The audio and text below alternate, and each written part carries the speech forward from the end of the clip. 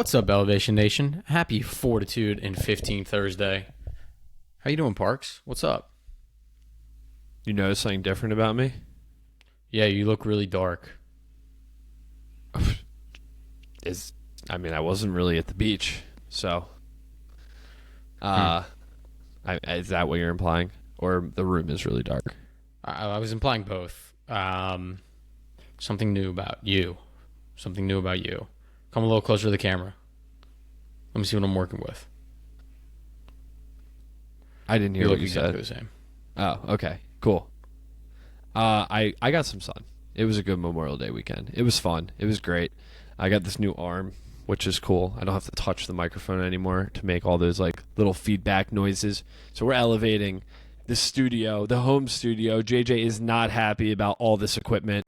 Now we got like camera stand, camera, ring light, arm stand. Wait till she sees the light computer, new computer light fixture coming in. Next thing you know, the bedroom has just become a podcast studio, which we kind of needed at this point, right? We've been doing this kind of long. We deserve an upgrade.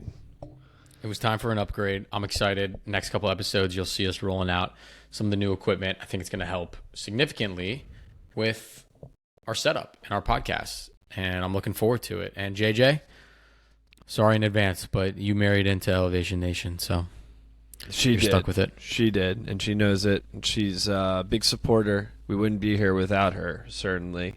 But, dude, you were across the country over Memorial Day. I know you had some awesome experiences at Red Rocks, experiences in Denver.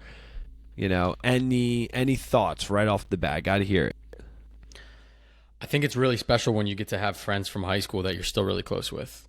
That was a blast for me to spend some time with my boys who have known me since I was little.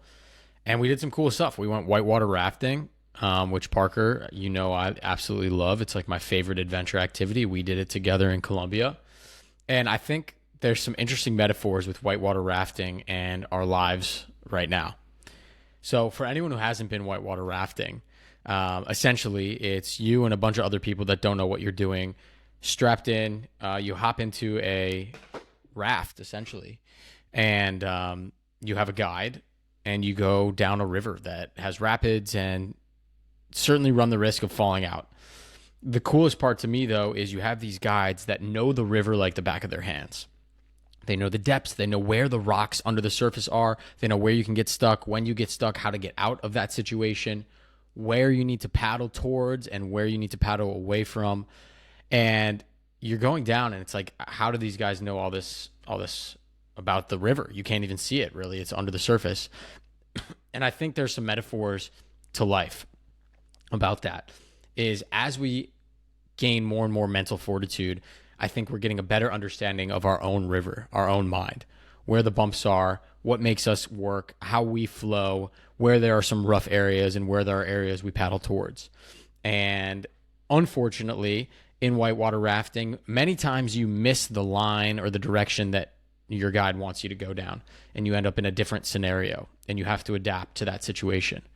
And again, just like mental fortitude and our improved mindsets, as we continue to work through these challenges that we face, we run into things that maybe are unexpected, and we try to go one way and we get shot the other because of the direction of the current. But throughout that, our guide is kind of like mental fortitude.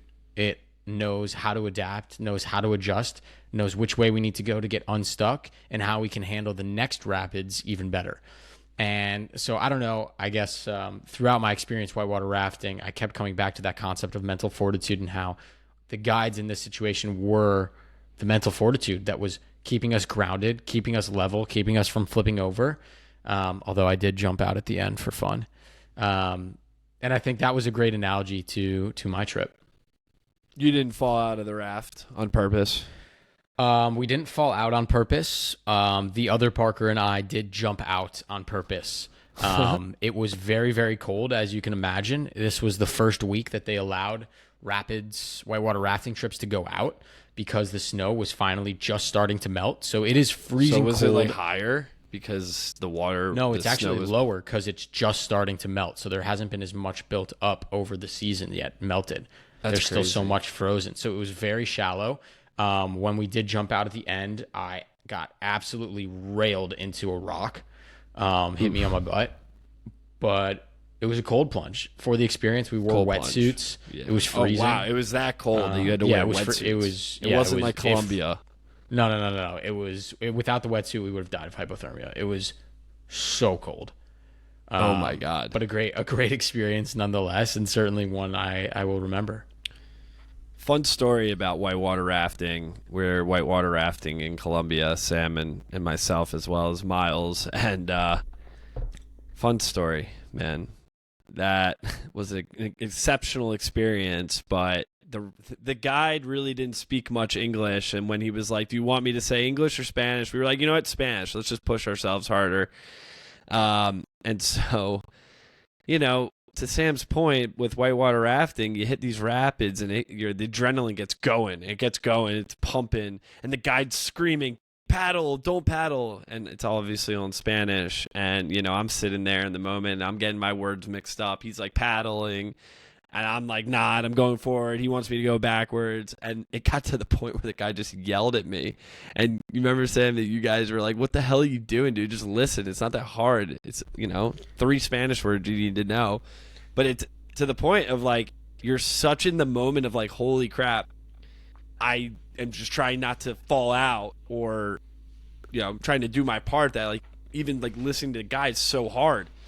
But what an awesome experience, to your point, like something that really gets you going. And certainly I feel like you're really pushing yourself outside your comfort zone because those rapids can get pretty freaking crazy. It's a blast. I'm glad we went. I'm glad I went again. I think that is my favorite adventure activity, whitewater rafting. We got to get you skiing, man. We got to get you skiing. Maybe one day. Maybe one day. Hey, you made a step. You got out to Denver. You didn't get to the mountains of Denver, maybe, but you that's got a city I would move to. I love Denver. Oh, wow. Okay. I mean, you said that for a while now. I know. Maybe one day. We'll see. And you went to Red Rocks, right? We went to Red Rocks. Really cool experience. Like live concert in the most beautiful natural amphitheater of all time. Can't beat it. Yeah, pretty stunning. You can't beat that at all. So now it's summer, man. We're kicking off a big summer. Elevation Nation's rolling with a lot of fun, engaging activities. Connecting elevators in new ways, Sam. So I guess my question for you as we roll into the summer months, what is one thing you're elevated about, and what's one thing that you're de-elevated about? Interesting question. I'm elevated about how much momentum we have with Elevation Nation. I think we are hitting a stride in ways that all of these seeds that we have planted over the last 4 years are finally bearing fruit with new connections, new opportunities, new businesses that we're jumping into, new ways that we are updating and enhancing Elevation Nation as a whole, whether that's new equipment, a little bit of a rebrand that we're going through, new photos, a new website. Parker has some new ways he's editing short form content, how we're meeting elevators, how we're helping them with their businesses, and these amazing new people that we're welcoming into Elevation Nation. I'm really excited about that, Parks. I think you know how and amped up I am. Dude. Inspiring others about mental fortitude and how you can use their mindset to take them where they want to go. That's what's exciting, man. We're about to speak in front of, I think in the coming weeks, over 600 people, maybe. Could be more. But more. That's pretty exciting, dude. Yeah, we're a lot certainly of mental mottos. Speaking to a lot of people in the next couple of weeks. It's going to be special. Really great experience. And I guess I'm de-elevated a little bit about how quickly I already know the summer is going to go. The fact that it's already Memorial Day. Parker, by the time we get through these 2 speaking gigs, it'll be halfway through June. I feel like once you hit 4th of July, summer's already over. I'm very grateful, though. My July, I am not traveling one bit. I am so excited to actually, I lied. I am traveling, but I'm not traveling as much in July. Now I'm excited to just spend some time with myself and in DC and enjoy it here. The swamp of DC. Be hanging swamp, out. Baby. Get me to the swamp. Yeah, I mean, it is de-elevating to think. I looked at the calendar. I was like, wait, it's already May 28th, May 30th, whatever day it is. It's just crazy to think about how fast time goes, and you get older and you get older, and time goes faster and faster. And it's all great. It's all amazing. I'm grateful for where we are on this journey.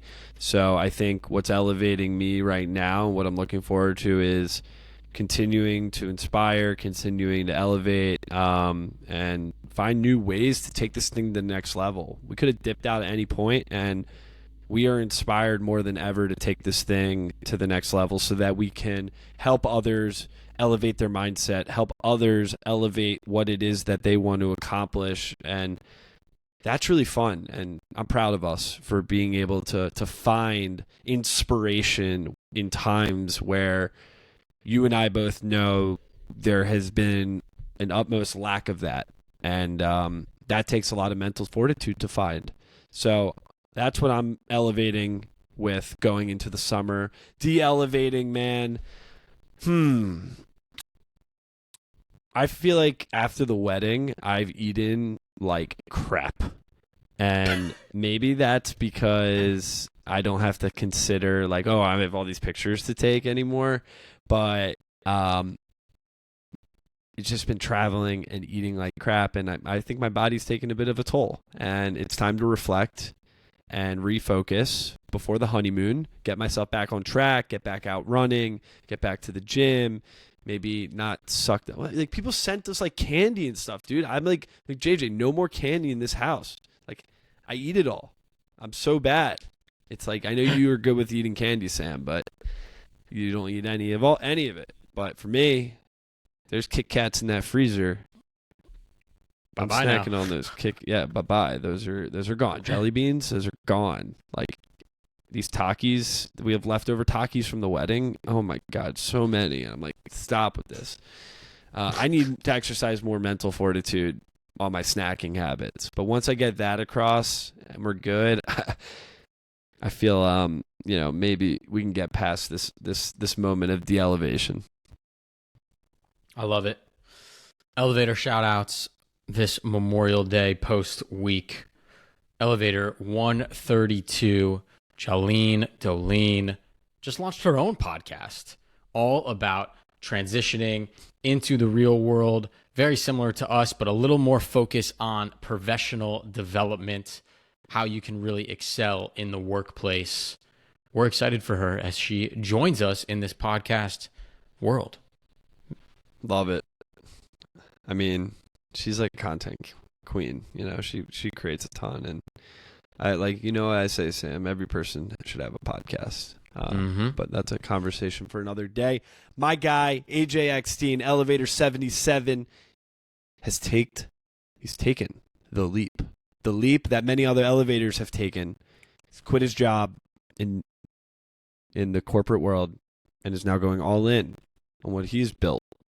And if you want to know a little bit more about what he's built, check out our podcast episode with AJ Eckstein. You can just search it in Spotify or Apple Podcast. He's an exceptional guy, incredible networker, public speaker, and just all-around great person, elevating himself spiritually, physically, and intellectually all the time. So shout out to AJ. Can't wait to see you in New York when you make it over here.